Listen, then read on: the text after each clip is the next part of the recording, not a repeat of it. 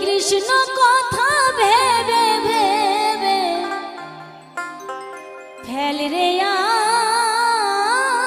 আখি জল।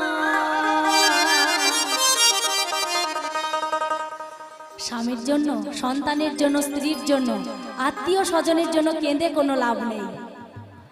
যার জন্য কাঁদার দরকার তার জন্য কাঁদতে হবে। তাই তো বলছেন পদকর্তা, ও মনে ময়না,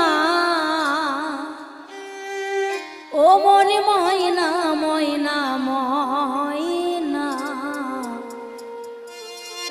একবার কৃষ্ণ কথা বল। ও তুই হরে